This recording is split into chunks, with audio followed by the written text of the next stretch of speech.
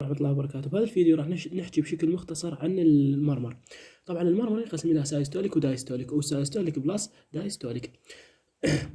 طبعا السايستوليك مرمر أيضا ينقسم إلى قسمين، واللي هي education سايستوليك مرمر والبان سايستوليك مرمر. الeducation سايستوليك مرمر القسم الأول من السايستول راح يتضمن لنا البولمنري ستينوسيس وأورتيك ستينوسيس وأتريال سبتال ديفكت، 3 أشياء. أما عندنا البان سايستوليك مرمر القسم الثاني راح يتضمن لنا أيضا 3 أشياء، واللي هي الماترال ريجرجيتيشن والترايكاسبيد ريجرجيتيشن والفنتريكال سبتال ديفكت. أما الدايستول فراح ينقسم إلى إيرلي دايستوليك مرمر ومايلد دايستوليك مرمر.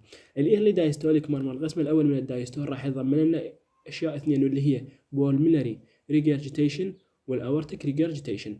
أما عندنا المايلد دايستوليك مرمر راح يضمن لنا أشياء 2 أيضا، اللي هي مترال ستينوسيس وترايكاسبيد ستينوسيس.